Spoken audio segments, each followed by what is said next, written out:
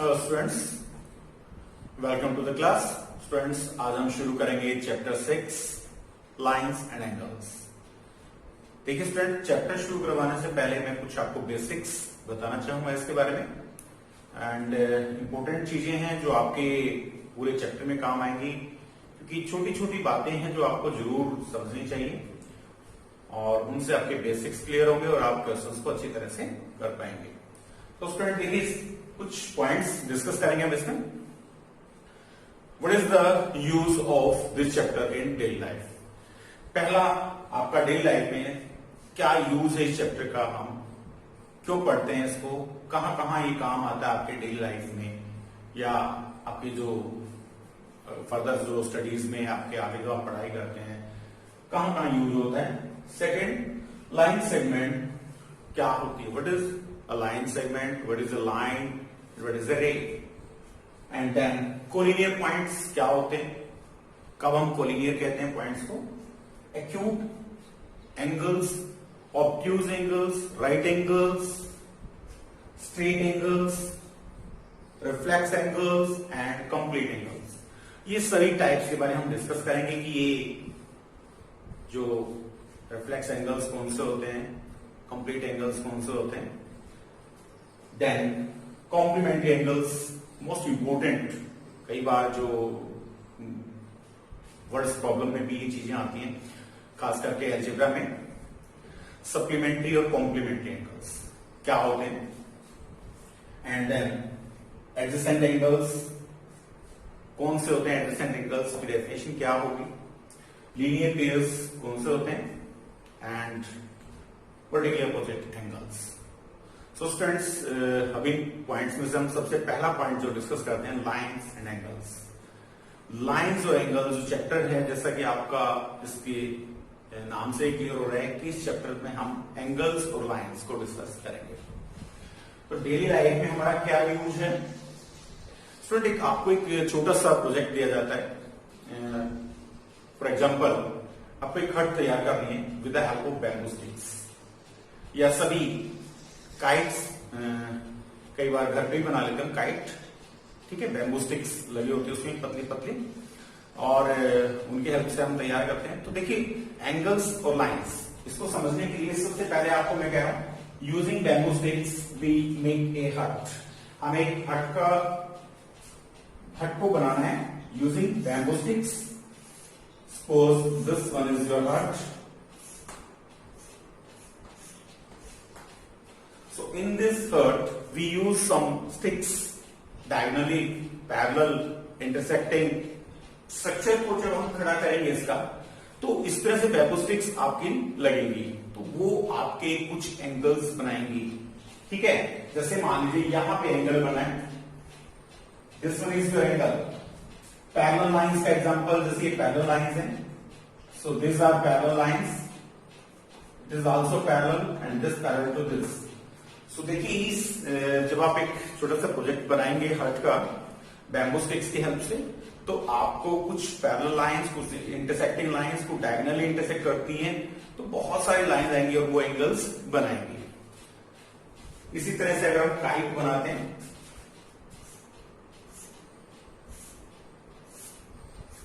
This one is a kite, इस तरह से आप काइट बनाते हैं स्टूडेंट, तो इसमें भी डायगोनली आप देख रहे हैं कि वो इंटरसेक्ट कर रही है लाइंस। पैरेलल लाइंस भी होती है, 90 डिग्री पे एंगल बनाते हैं, 60 डिग्री पे बनाते हैं, 90 डिग्री पे बनाते हैं एंगल्स। तो देखिए, ये एंगल्स को रिप्रेजेंट कर रहे हैं, these are the angles, these are the angles. बहुत सारे एंगल्स बनते हैं अगर हम एक काइट बनाते हैं with the help of bamboo sticks.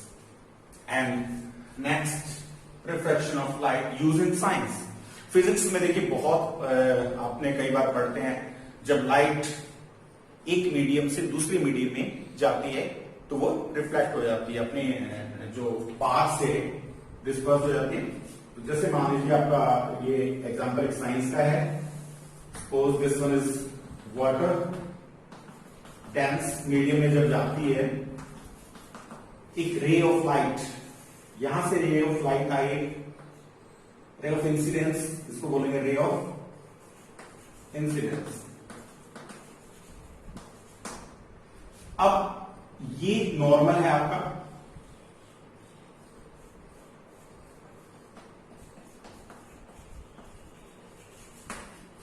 तो स्टूडेंट इस लाइन को सीधा जाना चाहिए था, बट ये रिफ्लेक्ट हो जाती है, ये इधर मुड़ जाती है आपकी ray of incident, ray of refraction, and this one is the angle of incidence.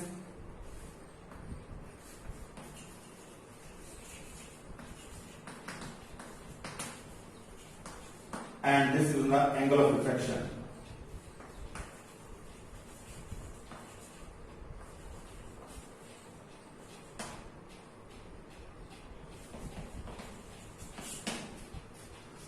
I angle of incidence और angle of refraction.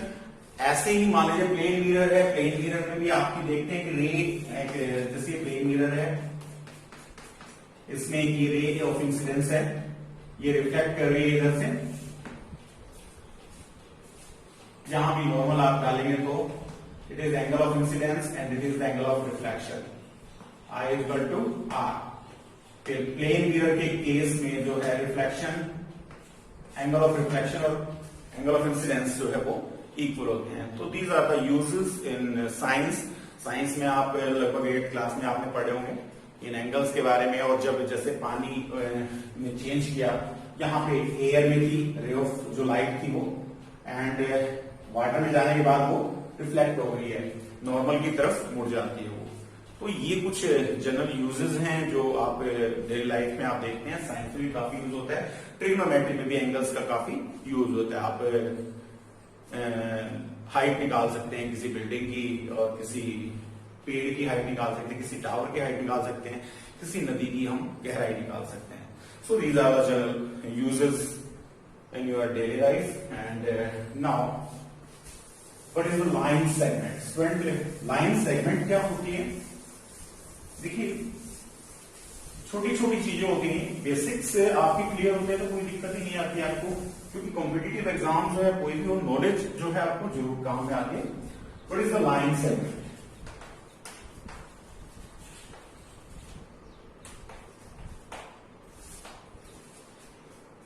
Line segment means which has two end point.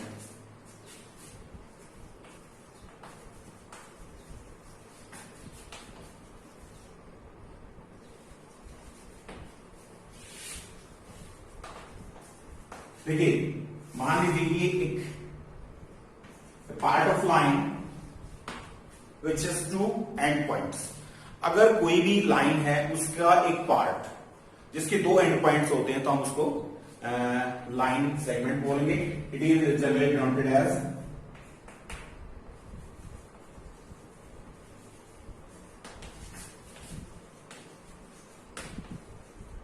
A B. ऐसे इस तरह से आपको line segment को हम represent करते हैं। ए बी के ऊपर हम एक बार लगा देते हैं, this mean A B is a line segment. Now next point is line. What is line? which has no end point.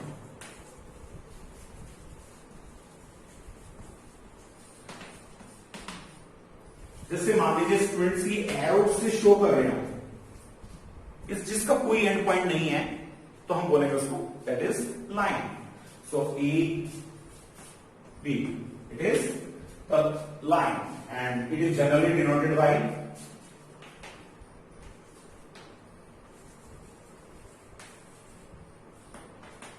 As, arrow लगा देते हैं हम दोनों तरफ। ए बी के दोनों तरफ एरो लगाने के बाद हम कहेंगे this one is the line, and अगर हम एरो नहीं लगाते तो हम कहेंगे this one is the line segment. Now रे, व्हाट इज रे?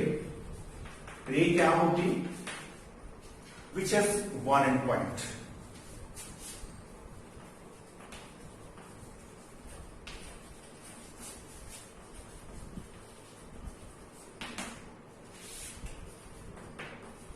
It is denoted as,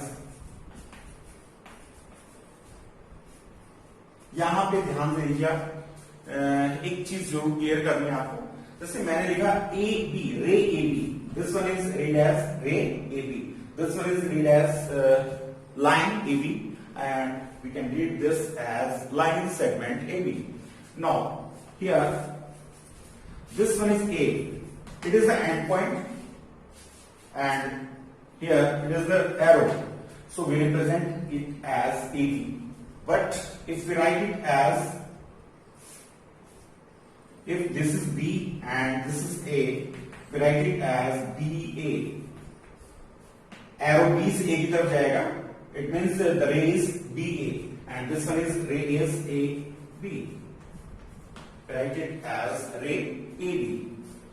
And the third point, collinear. देखिए स्टूडेंट collinear क्या होता है?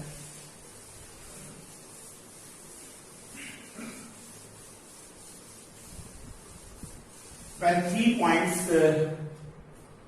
देखिए 3 पॉइंट्स अगर हम लेते हैं, केस 1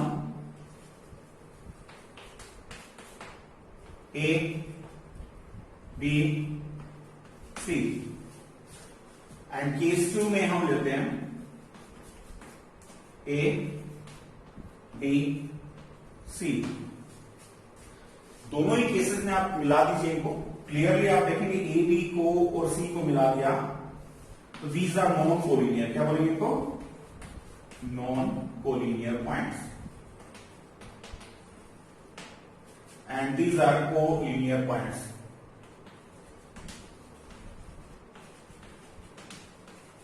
इनको मिलाएंगे आप तो एक स्ट्रेट लाइन, ठीक है. अगर एक स्ट्रेट लाइन बनती है, if when we join these 3 points and it makes a straight line, then we say it is the points are collinear. When 3 points lie in the same line, then the points are collinear.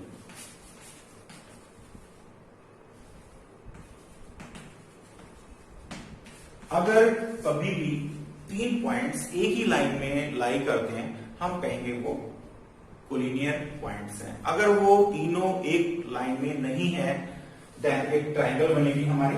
Non collinear points अगर हम लेते हैं तो तीनों non collinear points से हमारे triangle बनेगी. सो this one is the definition of collinear points.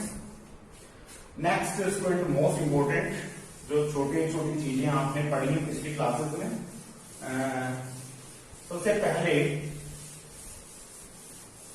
4th point हम डिस्कस करते हैं. 4th पॉइंट में पहला है acute angle.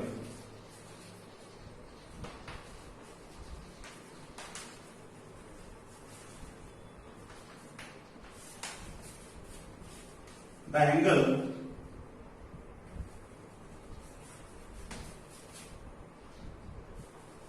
from 0 degree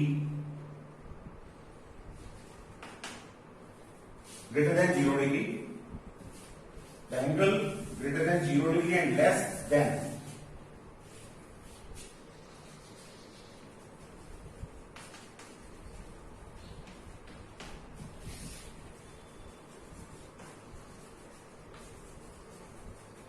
90 degree से अगर कम है, so these are known as acute angles. वो एंगल्स जो 0 डिग्री से बड़े हैं are greater than 0 degree and less than 90 degree. जैसे मान लीजिए ये A O B अगर 30 डिग्री का एंगल है तो हम कहेंगे this is acute angle. 60 degree है, for example 60 degree, 75 degree, 15 degree, 7 degree, 5 degree. All of these are the examples of acute angles. Now, right angles.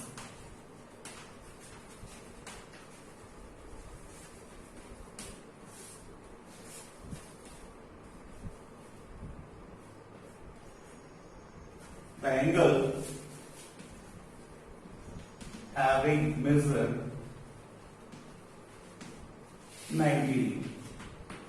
वो एंगल जिसका मेजर 90 डिग्री है उसको हम कहेंगे it is right angle. That is known as right angle. जैसे मान लीजिए angle हम लेते हैं AOD and it is 90 degree. So we say it is the right angle.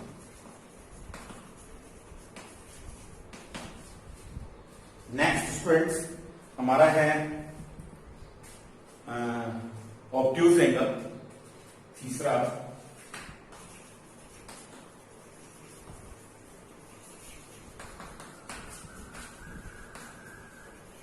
the angle which is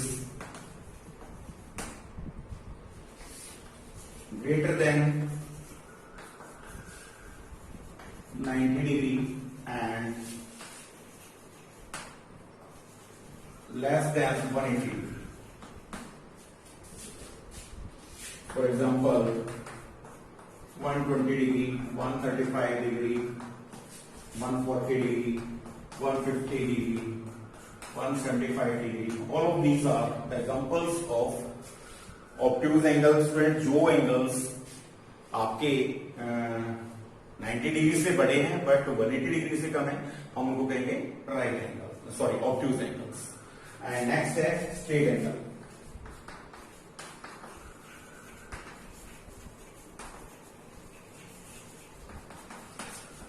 the angle having major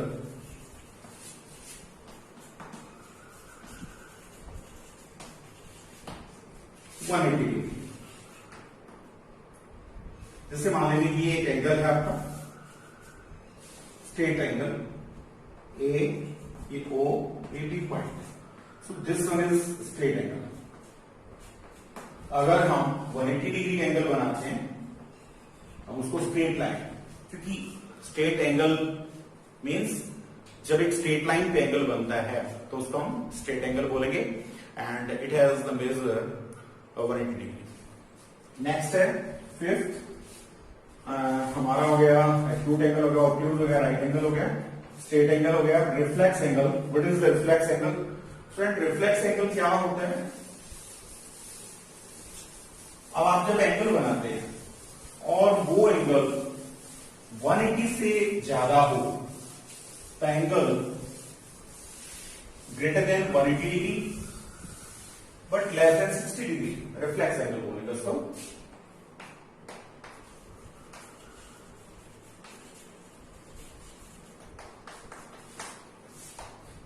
The angle which is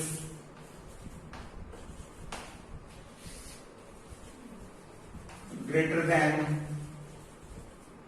180 degree and less than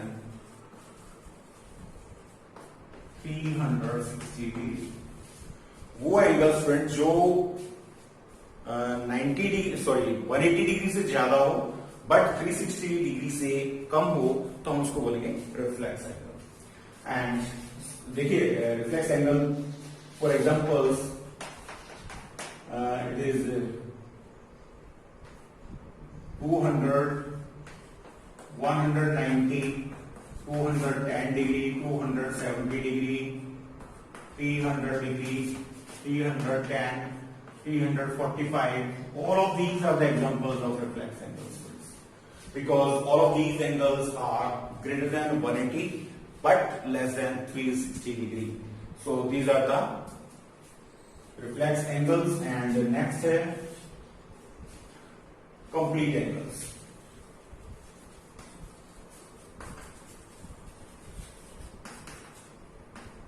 Complete angle, the angle having measure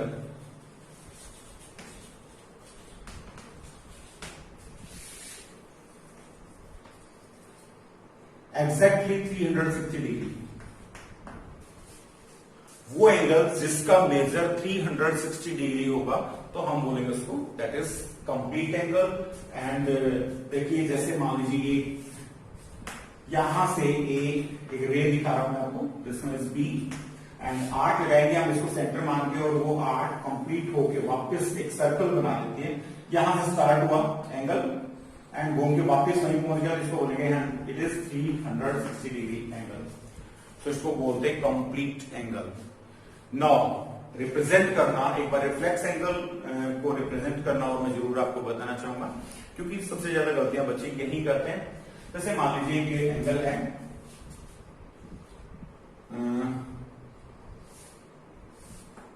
A O B, it is 60 degree. हम लिखेंगे angle A O B that is 60 degree. But अगर आपको इसका reflex निकालना है, if we want to find the reflex of A O B, so reflex of A O B, देखिए A O B angle वो भी ए ओ बी है, but that is reflex angle of A O B. Here this one is A O B and it has a measure 60 degrees. Now we take the reflex angle. This one is the reflex angle, and if we find reflex of AOB, then 360 में से 60 degree minus कर देंगे, तो ये हमारा reflex angle आ जाएगा, that is equal to 300। अभी जैसे आपने डेफिनेशन में पढ़ा था, वो एंगल जो 180 से ज्यादा है बट 360 से कम है, तो हम उसको बोलते हैं reflex angle. So student, this one is the reflex angle. Now the last point, sorry fifth point, complementary angles and supplementary angles. बहुत इंपॉर्टेंट टाइप है। कॉम्प्लीमेंट्री एंगल्स कौन से होते हैं, सप्लीमेंट्री एंगल्स कौन से होते हैं? कई बार वर्ड्स प्रॉब्लम आती है छोटी छोटी, और उसमें भी दिया जाता है टू एंगल्स आर कॉम्प्लीमेंट्री, तो स्टूडेंट वहां पे इक्वेशन हम बनाते हैं। जैसे मान लीजिए लीनियर इक्वेशंस के क्वेश्चन आते हैं, अभी हमने 9th में भी चैप्टर 4 में लीनियर इक्वेशंस के क्वेश्चन किए थे, 10th क्लास में भी आते हैं। तो कॉम्प्लीमेंट्री क्या होता है? देखिए, अगर हम दो एंगल लेते हैं,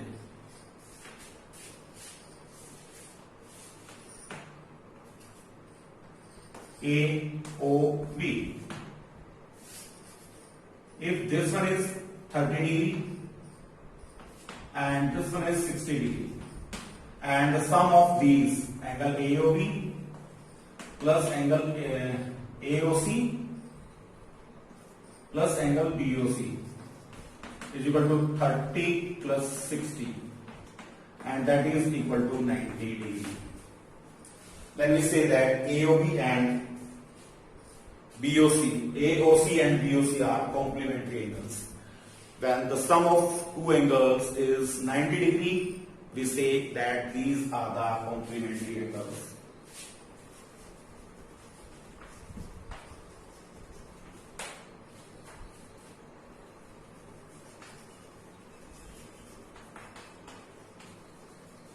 When the sum of two angles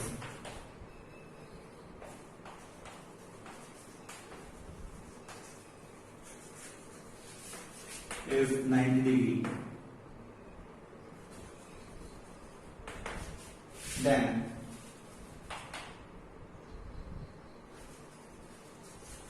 the angles are complementary to each other.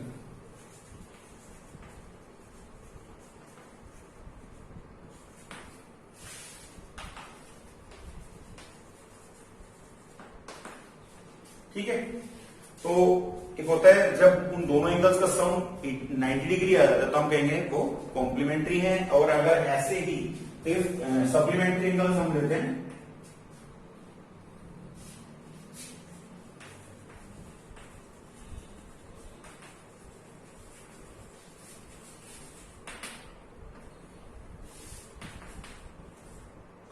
if the sum of two angles is 180 degree, then the angles are supplementary to each other.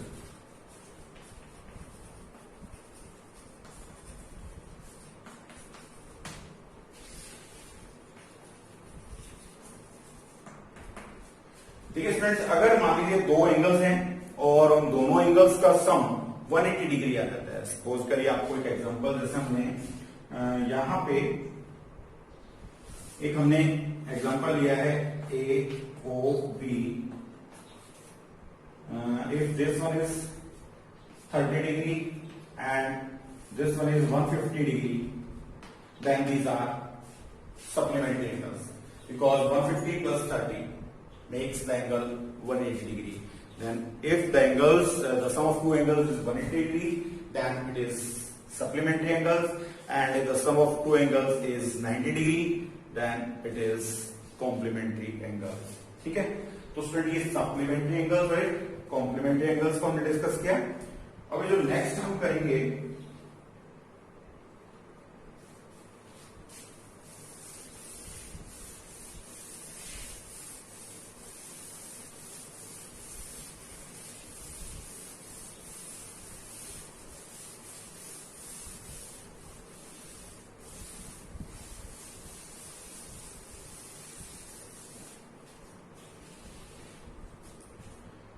Adjacent angles क्या होते हैं, most important, क्योंकि adjacent angles आप पिछले classes में पढ़ चुके हैं वैसे भी, लेकिन फिर भी जनरली यूज होते हैं और बच्चों को इस चीज के बारे में नहीं पता होता है एडजेसेंट एंगल्स की डेफिनेशन क्या होती है।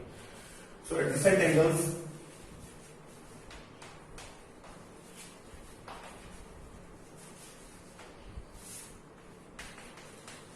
when two angles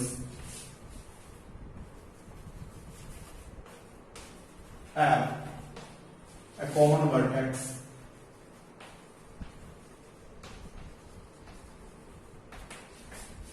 common arc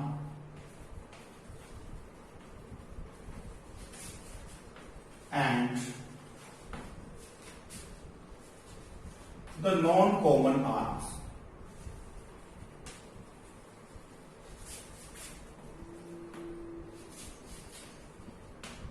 in opposite sides of the common arc.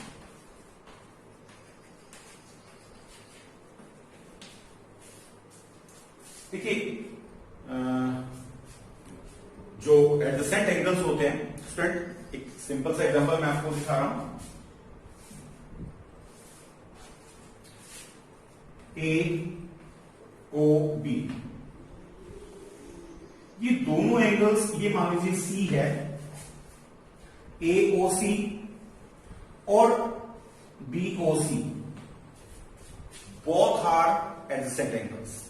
ये दोनों ही एडजेसेंट एंगल्स होंगे क्योंकि देखिए बी ओ सी में एक कॉमन आर्म है O C, this one is your common arm and O is the common vertex, this one is the common vertex and the non common arms, हमारी जो non common arm है O A and O B on the opposite side of O C, O C के एक इधर होगी दूसरी इस तरफ होगी। सो हमारे पास angle A O B, A O C and B O C, ये दोनों हमारे एडजेसेंट एंगल्स होंगे क्योंकि देखिए कॉमन आर्म के दोनों तरफ होने चाहिए। सबसे पहली चीज है एडजेसेंट एंगल्स के लिए एक कॉमन वर्टेक्स होना चाहिए, एक कॉमन आर्म होनी चाहिए एंड नॉन कॉमन आर्म्स होंगी वो अपोजिट साइड में होंगी। जैसे मान लीजिए ये कॉमन आर्म है, इसके अपोजिट एक इधर है एक इधर है, तो इनको हम एडजेसेंट एंगल्स बोलेंगे। नेक्स्ट हमारा है इसी से आगे अगर हम लिखते हैं that one is linear pair, बिल्कुल सेम इसी तरह से है student. If the sum of two angles is 180 degree,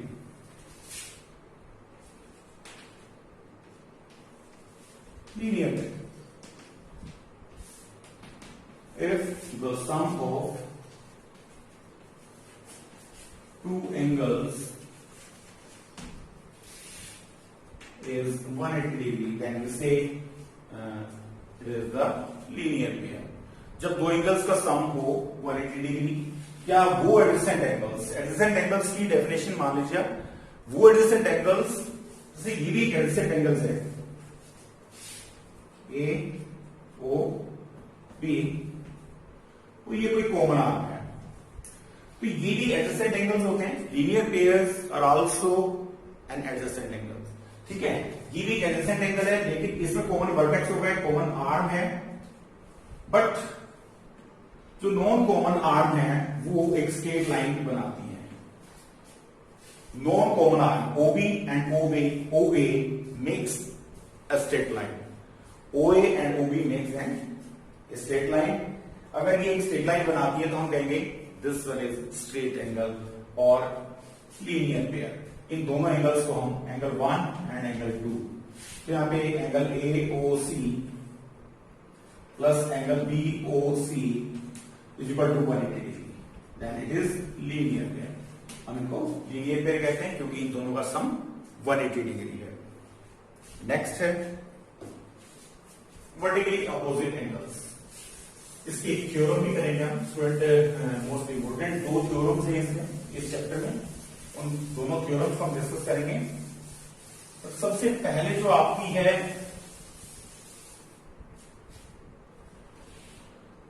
vertically opposite angles होते क्या है। देखिए स्टूडेंट, जब 2 लाइंस इंटरसेक्ट करती हैं, when 2 lines intersect each other,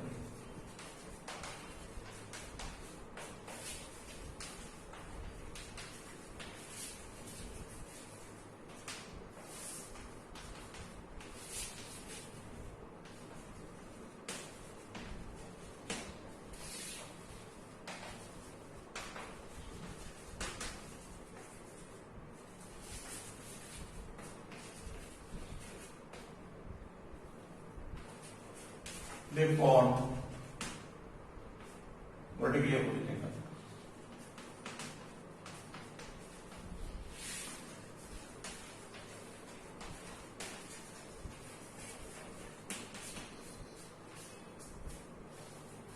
तो देखिए इसमें आप जैसे मान लीजिए एक लाइन है A B, suppose this one is line A B and this one is line C D. When 2 lines intersect each other, एक दूसरे को काटती हैं and it has a common arm.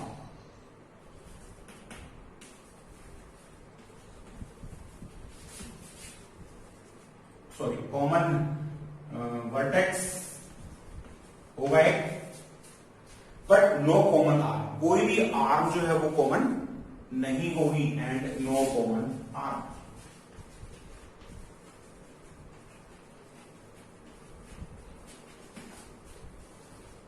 देखिए वर्टेक्स जरूर कॉमन होगा बट आर्म कोई भी कॉमन नहीं होगी। वर्टिकली अपोजिट एंगल्स में जैसे मान लीजिए आपका ये एंगल है AOC, angle AOC and angle BOD,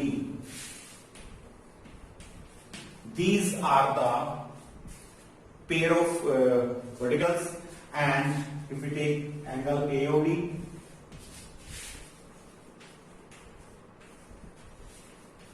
BOC, ये वाला है।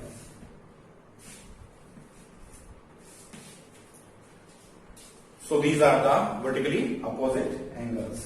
Students, आज हमने इस वीडियो में डिस्कस किए कुछ बेसिक्स जो चैप्टर 6 को सॉल्व करने में हेल्पफुल होंगे आपके लिए। एंड जो इसमें चैप्टर में 2 थ्योरम्स भी होंगे स्टूडेंट जो आपको प्रूव करके दिखानी है। फर्स्ट, जैसे मैंने अभी बताया, vertically opposite angles are equal and other is the sum of three angles of a triangle is 180 degree. तो ये दोनों ही प्रॉपर्टीज आप पिछली क्लासेस में कर चुके हैं वैसे, बट अब आप 9th क्लास में हो गए तो इनके हम प्रूफ भी करेंगे। सो नेक्स्ट वीडियो में मैं डिस्कस करूंगा इन दोनों की थ्योरम्स के प्रूफ आपके साथ डिस्कस करूंगा एंड देन उसके बाद हम शुरू करेंगे एक्सरसाइज इसकी 6.1। सो thanks to all of you students and have a nice day.